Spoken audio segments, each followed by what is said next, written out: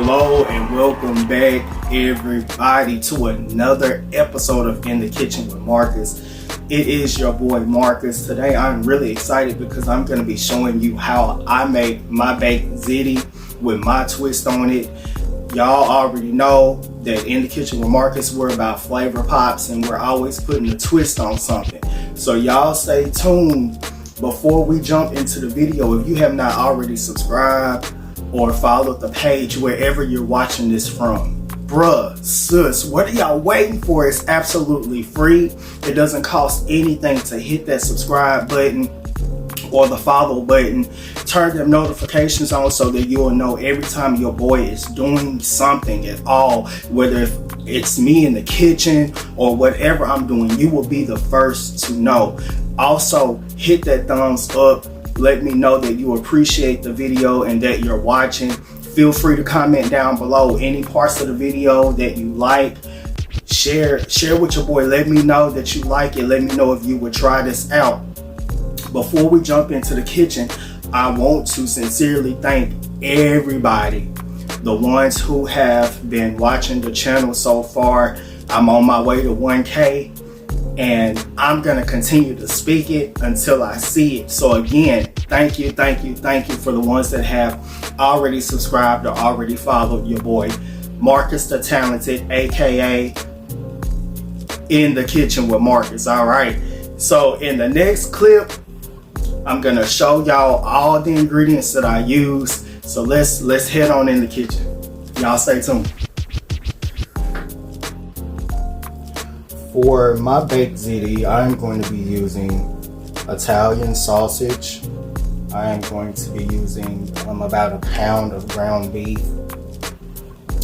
And for my vegetables, I've already had some onions and green peppers chopped up. I'm just going to add a little bit more to that, which you see the onion right here. I'm going to use fresh garlic. I'm going to be using the Italian sausage flavored pasta sauce. I'm going to be using sun-dried tomatoes. I'm going to be using chicken bouillon. I'm going to be using Lipton's onion soup mix. Of course, the ziti pasta, any type of pasta you would like. For my cheeses, I'm going to be using the Sargentino 4 cheese, the shredded kind. I'm going to be using sharp cheddar.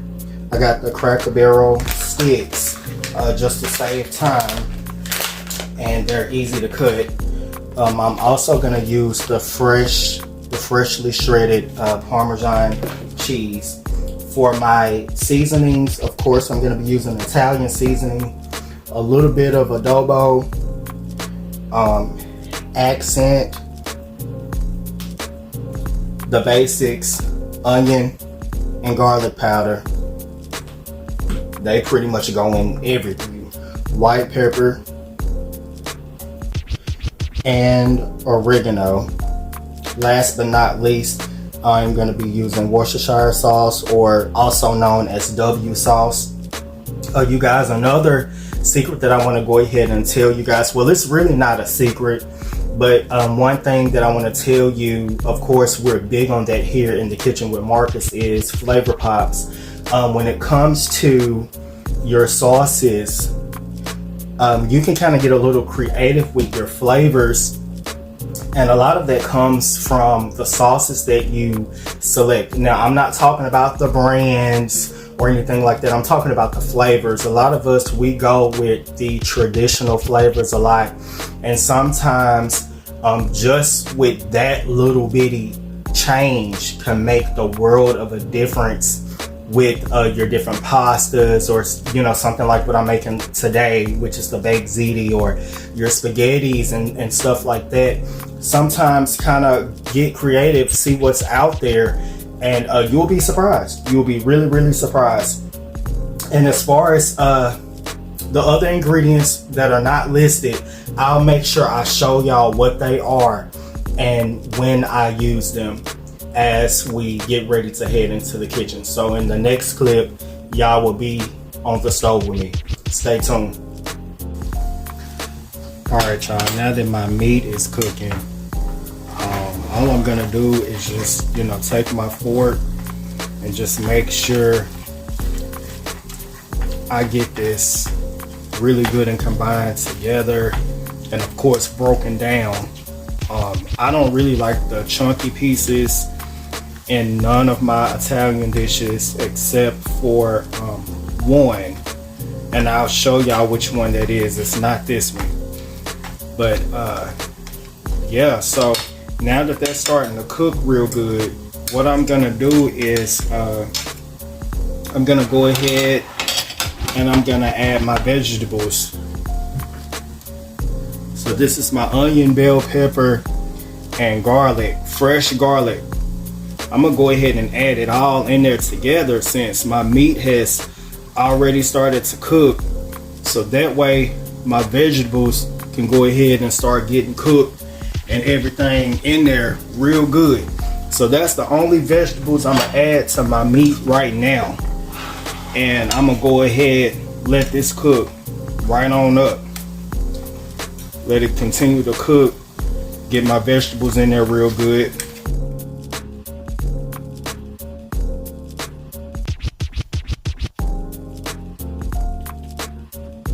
What's gonna happen, y'all, is your vegetables are gonna start getting that flavor on up in there, and also your vegetables are gonna start to get soft while they're cooking with your meat. Alright. Now that my water is boiling for my pasta, I let it come up to a complete boil. And I'm just gonna add a little bit of olive oil. This will help prevent them from sticking.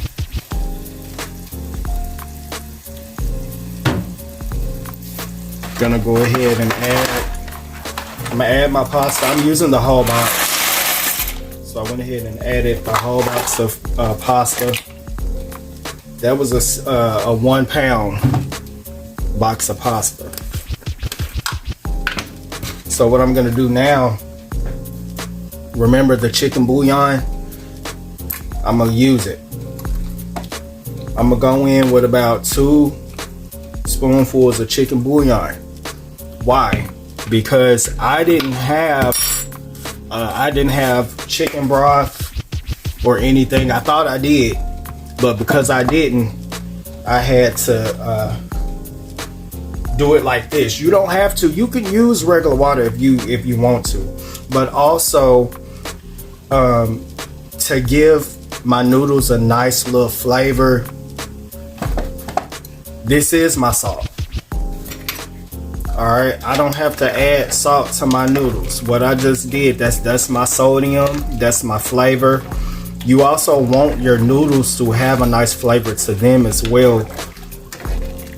But I'm not gonna go overbearing with my ziti noodles as far as flavoring of the water that they're cooking in, because the rest of the dish is so power packed, and so you don't want to over season your food either. Always keep that in mind. You want plenty of flavor, but you don't want to overdo it. Now that I've gotten my meat drained, again, y'all, that's another reason why I do not add my seasonings to my meat. So now I'm gonna go ahead and add my spinach. And y'all, this is gonna look like a lot, but trust me, it's not. And mine looks wet because I did clean mine. When it comes to your spinach, you do want to make sure you rinse them off. You thoroughly inspect them for dark spots, brown spots, and of course rinse them off really good. So again, with my meat, I got them broken down like I want it, good and mixed together. Again, I'm using ground beef and I'm using Italian sausage. I've added my onions, my green bell pepper, and fresh garlic already. So now what I'm gonna do is just get this, let the spinach cook into it. Okay. Now I also have my ziti noodles or pasta noodles, whatever you want to call it. I've already have those drained and they're ready. So now that I've incorporated my spinach into this, and of course your spinach is gonna cook down. In just a few moments, that spinach is not gonna look like that.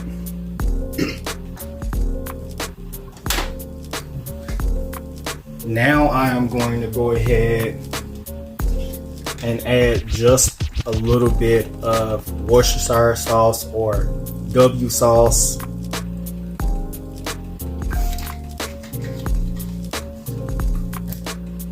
Gonna go ahead and sprinkle some accent. Now the reason why I use this, and you don't have to use a lot, your accent is not to season your food. Your accent, what it does is it helps balance your food and bring all the different flavors out in whatever it is that you're cooking. So that's another thing with using accent. You're not supposed to use a lot of it. And I've seen cooks actually use the accent to season. You don't use this to season. So that's the secret with that. And I know that's why a lot of people don't like that. But that's why. Alright, I'm going to go ahead and add in my Lipton's onion soup mix at this time. Last but not least, right now I'm also going to add some of my sun-dried tomatoes. As you guys already know, I'm not really big on tomatoes.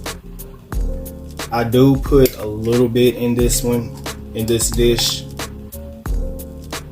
And I strongly recommend y'all try these sun-dried tomatoes. I'm telling you, they will take whatever the dish is that you're making that's using the sun-dried tomatoes. This is gonna take it up a notch. Stewed tomatoes will work for this. Even a can of the regular diced tomatoes will work for this. I'm gonna put just a little bit more. But that's all I'm gonna do to this right now. And I'm gonna go ahead and continue to let this cook, finish cooking. I'm not gonna drain this anymore. Any juice, which is not going to create much, but any juice or liquid that this creates, I'm going to keep it, and I'm going to come back and show y'all what I do next. Y'all stay tuned. All I did was just let that cook down, the spinach, let the spinach cook down and let the flavors that I added marry. That's all I did. So now I'm pretty much ready to go ahead and assemble my sauce and everything. We're pretty much about done. All I'm gonna do is switch this out, my noodles. Go ahead and add my sauce. Just a little bit so far, and you'll see why. This is just to get this going. That's all I'm doing. I'm just getting it going. So that's why I added a little bit of sauce already.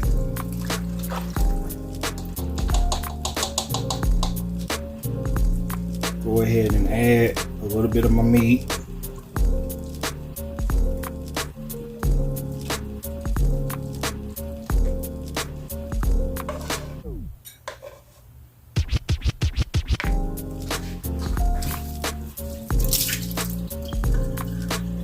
Wipe that off down at the bottom. Now I'm just going to continue to add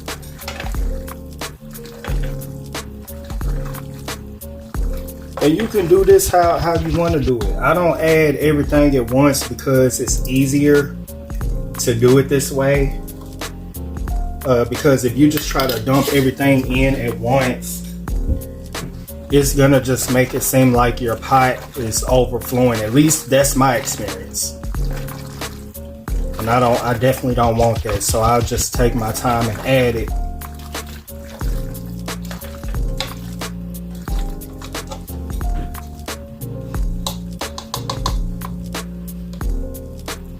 Go ahead, add the rest of it.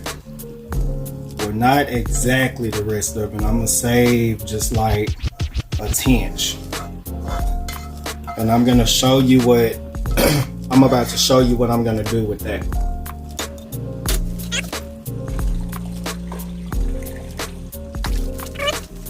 Okay, so now I'm ready to add some more sauce.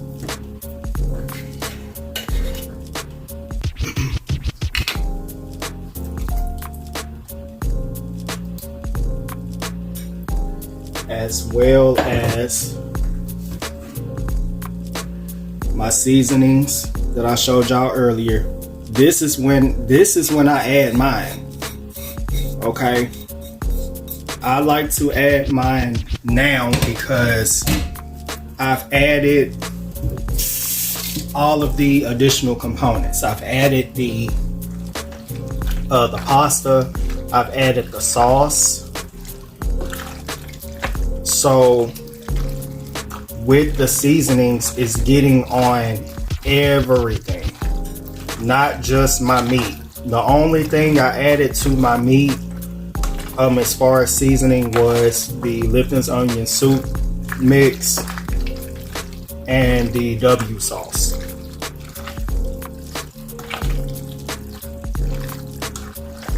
All right, then I just have a couple of more things to add, and then we'll be ready to put this in the pot.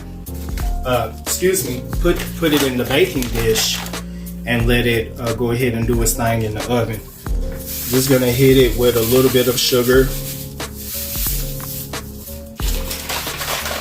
Not a lot, just about a couple of tablespoons.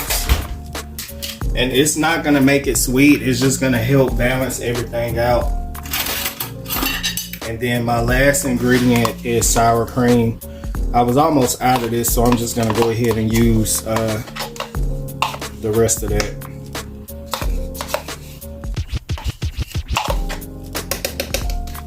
I'm actually gonna add a little bit more.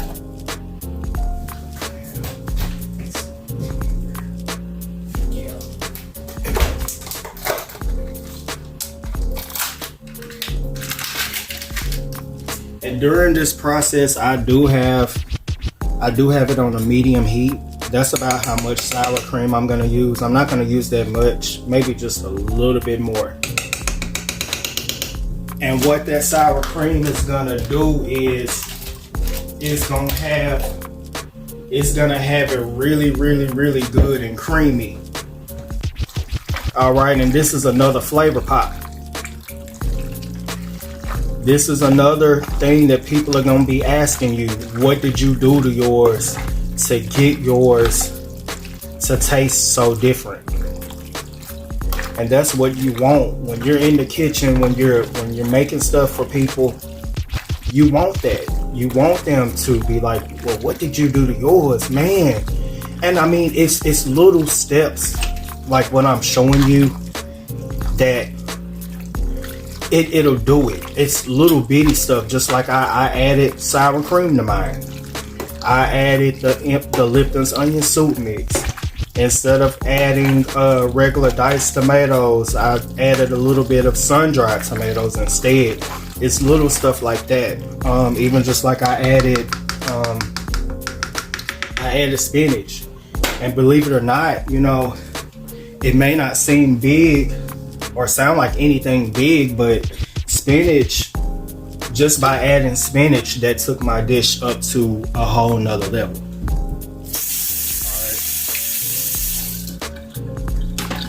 Y'all see how that got real good and creamy? I have my baking dish. I am now ready to start preparing my dish for the oven. Alright, now the meat that we saved, This is what we save that meat for. I want a little bit to go at the bottom. And you could obviously use more, but I just wanted a little bit down there to coat it. And gonna add some sauce. Add some sauce to the bottom.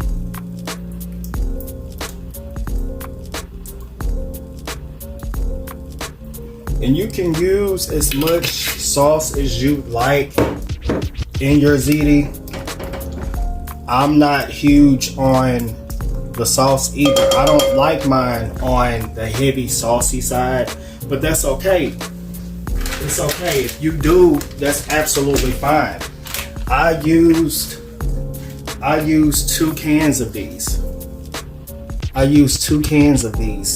And they are the 8 ounces, equivalent to a pound. All right, so now what I'm gonna do is I'm gonna start layering it. Okay. The pot kind of heavy for me, so I'm not gonna try to lift the pot that's full of the meat and the pasta mixture, but feel ahead to do so if you want to. All right, so y'all peep out what I'm doing.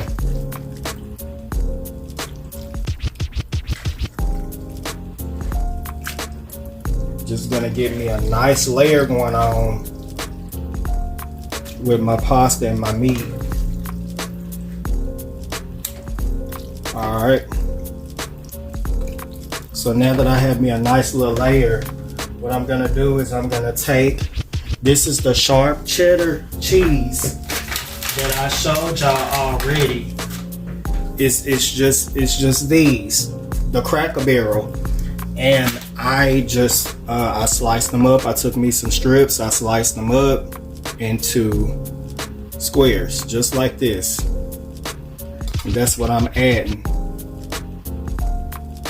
But we're not done. We're not done. All right. So that's about how I want it. You spread it out the way you want to spread it out. That's not the only cheese we're adding. We're also gonna add some of our chopped Parmesan.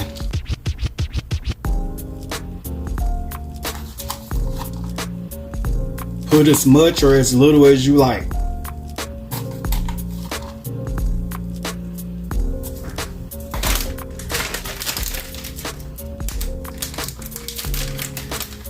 And because I'm layering it, I'm not gonna put as much cheese as I normally would.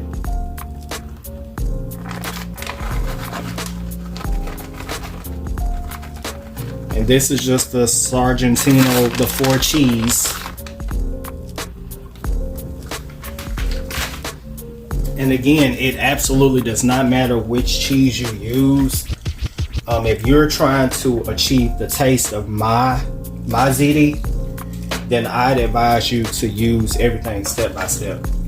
And trust me, it's really good. The way I'm showing you how to make it, everybody is gonna be asking you, what do you do to yours? How do you make yours taste like that? What are you putting in it?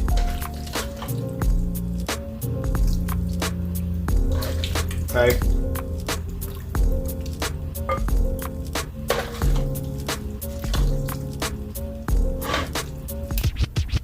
That's what we're in the kitchen with Marcus for.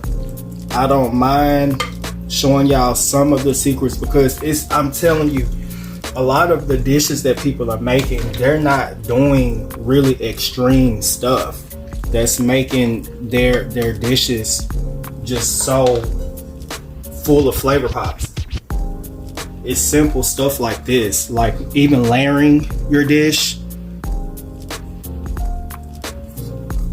stuff like this, it makes a world of a difference.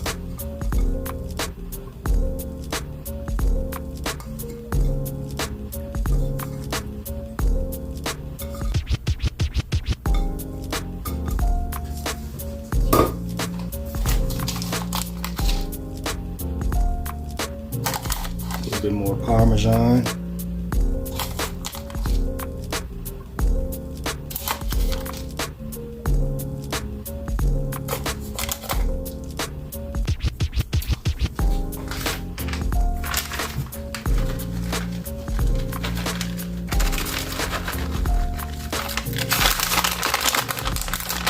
And actually, this is not as much cheese as you think it is. It looked like it's a lot.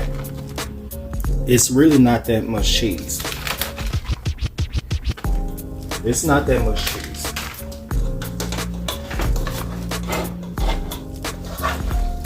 Alright. Go ahead and get my last layer in here. So to mine, I did 3 layers. Alright. I just did 3 layers and, you know, try to get it as even as you can. It don't have to be perfect.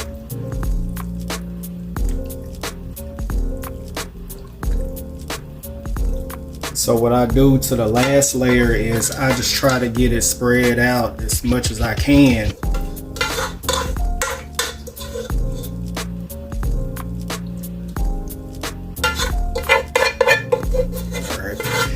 I try to get as much out of the pot as I can. So y'all, I do scrape. I scrape. I want all of that out. As much as I can get. Because food is high. And we've worked hard for everything we got in this pot. We worked hard. We put in some work for it. So we want it out. We want it out the pot. Alright, there we go, y'all.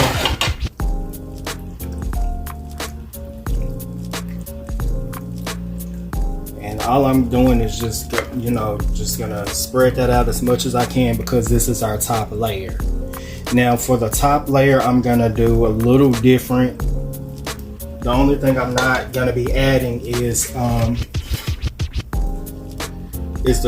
sharp cheddar. And y'all forgive me, I normally flip these over and I forgot to do that, but I'm okay with sharing that with y'all.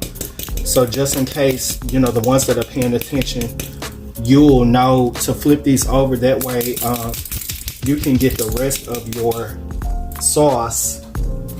But because I didn't do so, I'm gonna go ahead and I'm gonna continue going. I'm not gonna wait on it. I'm ready for this to go in the oven. Pretty sure if y'all was here, y'all be ready for this to go in the oven too. It smells so good already.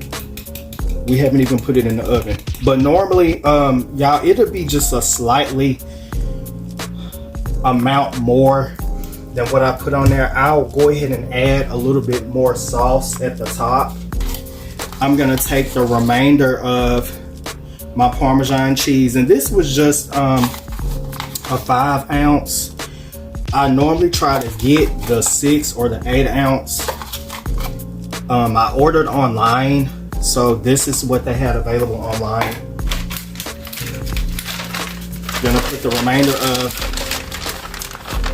my 4 cheese on top. And just try to get it spreaded as much as you can. Try to spread it out as much as you can. So that's another reason why your layering process, again, you don't have to be perfect, but you just try to get it as equal as you can, because you want some left for this part, for the top of it. And we're okay, we're in there. We have a good layer of cheese for the top part too.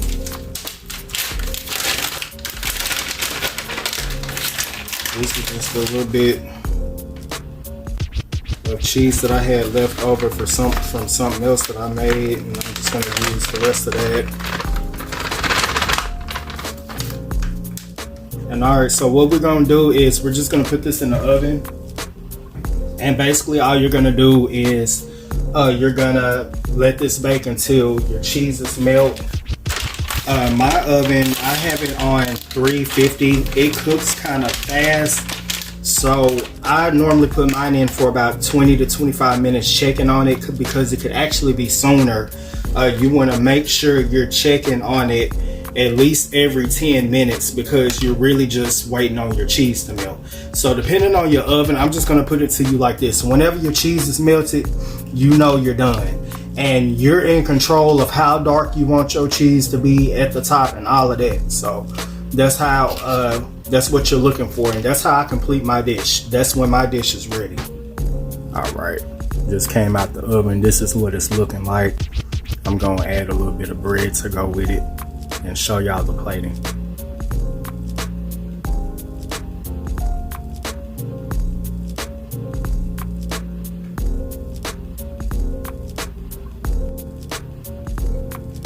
All right, y'all, that's the finished product. Man, look at that cheese pool, y'all. I'm telling you, all that good cheese melted together. Added a couple of slices of bread. All right, y'all, there you have it, my baked ziti. I hope y'all enjoyed the video. Remember to hit that thumbs up, hit that subscribe button or follow button wherever you're watching this video at. Don't forget to leave a comment down below if you enjoyed the video. And also, I want to thank y'all again for tuning in to another episode of In the Kitchen with Marcus. I'm about to eat. Lord, I give you thanks on today. Lord, bless this food as it make its way down to my stomach. In Jesus' name I pray. Until next time.